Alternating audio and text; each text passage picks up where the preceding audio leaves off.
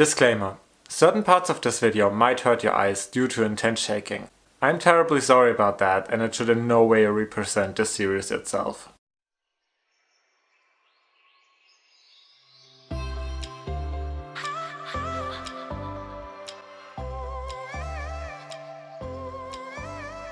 So we're starting off by showcasing our hotel, which as far as I remember was the only considerable option in the whole area. And the place itself is quite nice, even though it's old, but then again the architecture and, for example, the way the windows were constructed is really interesting to me personally. At the same time, the whole building just feels like it used to be a school, especially since there's alphabets on the wall, and that could be for tourists as well. But it just kinda gives me the feeling that it might have been used for something else in the past. Possibly.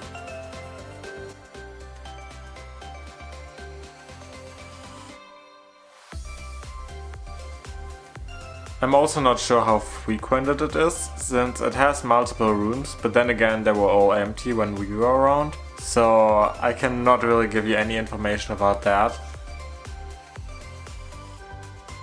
Funnily enough, while the house was old, our room was renovated, so I believe they must have put some money into it, especially since the person owning it doesn't really live there, which made it feel odd in a way.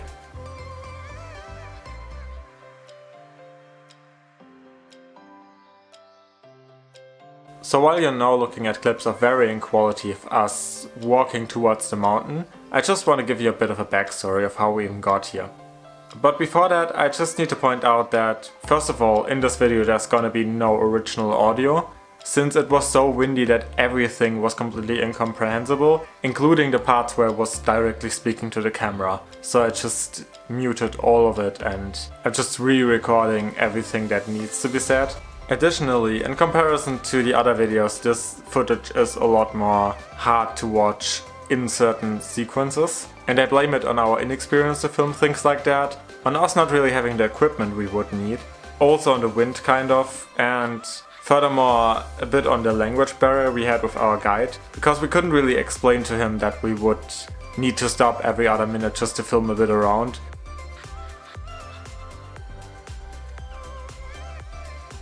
Especially due to requests from quite a few people.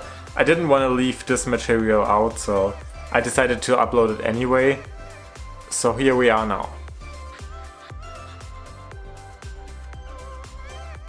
We haven't really gotten to film anything that did lead us up to this point, especially since all of it was quite hectic actually. On that particular morning, we left our place in Baku using an app called Bolt, which is practically the Azerbaijan equivalent of Uber, to get to the bus station, from where we took a marshrutka to the northern town of Kuba. Now a marshrutka, if you have never traveled in Russia or in other ex-Soviet countries, is some sort of a minibus in varying sizes, so it can look like a normal bus, or it can look like a refurbished van, which is usually what you're seeing more. There's two main principles. First of all, it kinda picks up people everywhere and leaves people everywhere. So if you're taking one over the countryside, you might have random people with a chicken in their hand entering it, or people leaving in the middle of nowhere with a box of potatoes. On the other hand, marshrutkas usually only leave when they're full, so in most cases they don't have a fixed timetable. It rather depends on how many people need that certain route. So you might have really frequent transport if there's many people, or you might end up wanting to take one that never actually leaves because there's not enough people. So it does have positive and negative sides depending on from where to where you travel using a marshrutka. If you have ever traveled properly in Tunisia, then a luage might be a good comparison, or if you've been around Turkey, then a dolmuş would also work in the same way as far as I've seen it. However, if you haven't been in either of those countries, then that doesn't really help you. I'm sorry for that. Kuba, however, was not the final destination for the day. We planned to get to the village of Khinaliq, which is an insanely beautiful place, I can say as much. And I've been in contact with the person that owns the hotel we have booked. And since transport to Khinaliq isn't really existing and taxis would be quite expensive, he offered to drive us. So right when we arrived in Kuba, we were picked up by him. Now, our original plan was walking from the village of Khinaliq to the village of Lhasa. But speaking with the guy, we got the information that first of all we can't really go there because you would need a guide and horses, and we weren't really sure about horse riding through mountains. Additionally, that would have costed a lot of money that we probably wouldn't have had necessarily. So instead we decided that we want to see a fire temple that I found on my map. Yet again he said we can't go there, especially since there was military presence in the national park where the fire temple was in. And that really hit me, because that meant we couldn't really go anywhere except the village itself, and I really wanted to see the mountains. But I'm not sure what exactly happened and if it had to do with the language barrier, because after a bit of back and forth, suddenly we were allowed to go to the fire temple, using him as a guide. So we immediately decided to do that, especially since it was already in the afternoon and there weren't that many hours anymore until it got dark, and it was quite a hike to get up to the fire temple. Once you leave the village in the direction of the fire temple, you almost immediately hit the gates of the Azerbaijan National Park, where you have to pay a certain fee to the post control guard. Now, I'm not sure if we would have gotten a ticket on ourselves, but since our guide and this guy were friends, it got significantly cheaper for us, so that was great anyway. After that we walked for a few minutes and then we met some soldiers that again checked our data.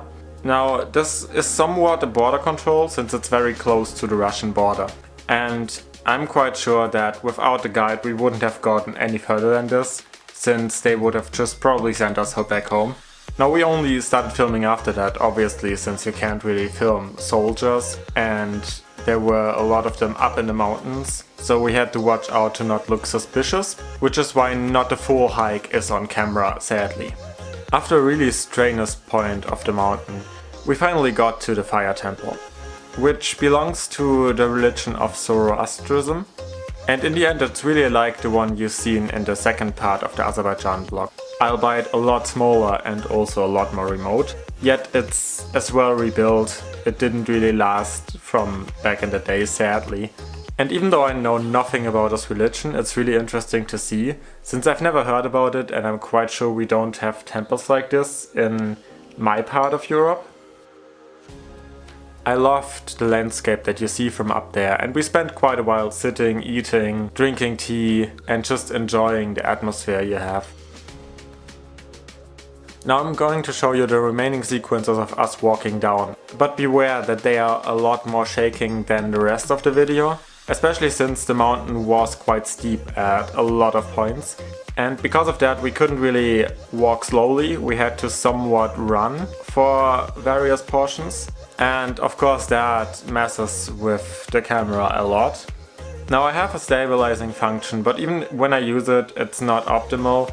It's still quite messy to look at, and depending on the clip it's sometimes to be argued about if it's actually better or worse.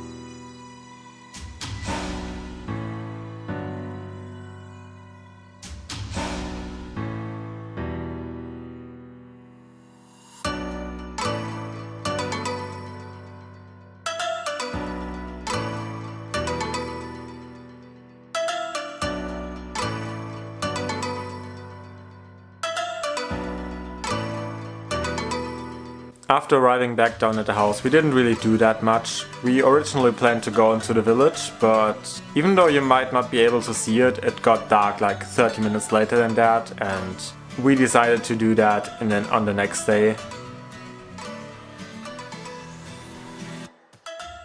But I really enjoyed that day, and it was one of the most memorable that I had in Azerbaijan, especially since I love hiking in the mountains, and I will always prefer that over a lot of different activities actually.